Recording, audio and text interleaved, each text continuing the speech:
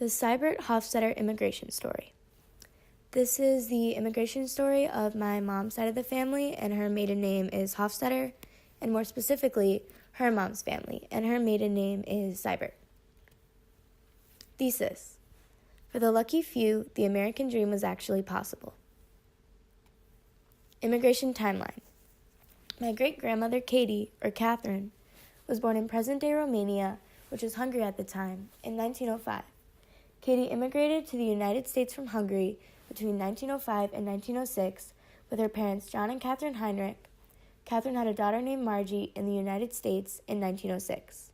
They then moved back to Europe between 1907 and 1908, and Catherine gave birth to her daughter Anne in 1908. They moved back to Europe because Catherine didn't want to give birth to her last daughter in America. Eventually, they moved to the United States again between 1913 and 1914 and settled down in Chicago. They originally immigrated to the United States because John Heinrich was a soldier in the Queen's Army and would have been drafted, but he didn't want to because he now had a daughter. And here's a picture of my great-grandmother Katie. Life in Hungary. Hungary was still a monarchy at the time.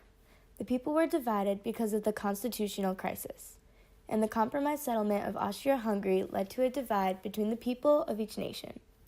An example of that being that Hungarian publicists were oppressed because of the Habsburg dynasty of Austria. As you can see, Hungary was very troubled at the time as increased tensions and fighting broke out.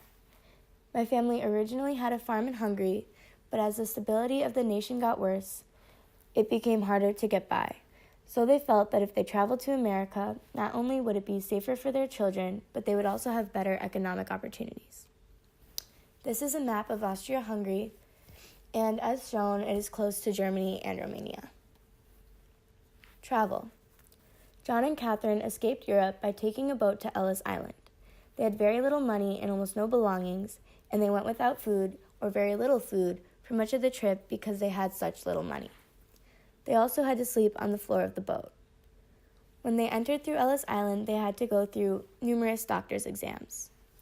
Margaret was put in quarantine until she could recover from the measles, and her family was forced to stay on the island until she fully recovered. John had a relative in America who sponsored Catherine and her family, which allowed them to enter the country.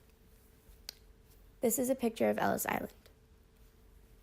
The woman in the middle of this picture holding me as a baby is my great-aunt Margie. Life in America. When they settled in America, John, Catherine, and their family lived in an all-German neighborhood full of other immigrants. During the epidemic of 1918, Catherine and Katie became very ill. Katie was able to recover, but her mother was not.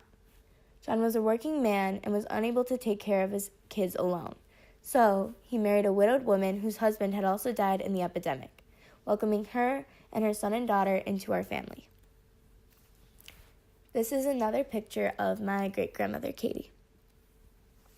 The start of a family. Katie married another German immigrant in her neighborhood named Joseph Sybert. They moved to a Bohemian neighborhood in Cicero and started a family. Katie continued to work in a factory while Joseph, a college graduate, worked in an office for a railroad company. They had 2 kids, Tony and Catherine, or Cookie. They taught their children English and spoke to their children mostly in English, but continued to speak in German amongst each other as well as to their other friends and family. The man holding me in this picture is Katie's son, my Uncle Tony. Work in America. John Heinrich made his living in America by starting different businesses. He sold and delivered dairy and soda door to door. He was eventually able to start his own grocery store in Chicago, where he still only sold dairy, and saved up enough money to have his own farm where he had 2 cows, 2 pigs, and a bunch of chickens. Katie went to school at St. Paul's until 8th grade, but didn't attend high school. Instead, she worked various jobs. She worked factory jobs, she worked for her father's business, and she made clothes for a magician. Katie preferred factory jobs over the others because the pay was fairly good and she didn't need an education. When Katie and her sisters worked for their father, they went door to door in a truck selling soda or dairy. Their father made them dress in men's clothing so he wouldn't be looked down upon for having his young daughters working. Eventually, the whole family all worked in factories, where Joseph's father, Paul, lost all his fingers in an accident. assimilation, and losing culture. Back in Europe, Katie dressed in American-style clothes and only talked in English because she wanted to be an American. Since she had moved between the United States and Europe so much when she was younger, Katie never developed an accent and was always able to speak perfect English, according to my grandmother. All of Catherine and John's kids knew how to speak English, and Katie would translate for them when necessary. Katie's son, Tony, learned to speak German while Cookie could only understand it, but could not speak it. As they grew up and moved out of their bohemian neighborhood, Tony and Cookie didn't want people to know they were German, because they were ashamed of Germany's actions during World War I and II. My grandmother says they wanted to learn America, and therefore did everything in their power to become American instead of expressing their German culture. Holding on to culture. Katie passed down bohemian recipes to Tony and Cookie. Cookie passed these recipes down to her daughters, Chrissy, Kathy, and Missy.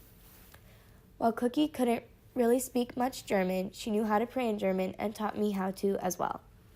Kathy learned to speak German on her own. Catherine's name was passed down through generations. Catherine, her daughter Catherine or Katie, her daughter Catherine or Cookie, her daughter Kathleen or Kathy, and her daughter me, Catherine. This is a picture of my mom and her parents, Cookie and Richard. And this is a picture of my mom, Kathy, and my dad, Tom. Our family now. Katie's daughter, Cookie, married a man named Richard. Cookie and Richard have 3 daughters, Chrissy, Kathy, and Missy. All 3 daughters married and have their own kids, and some of their kids have their own kids. My mother, Kathy, married a man named Tom and had me, her only child. Here's a picture of most of our family now. The conclusion of the story is that while the American dream was actually very hard to achieve, my family was lucky enough to achieve it through hard work and good circumstances.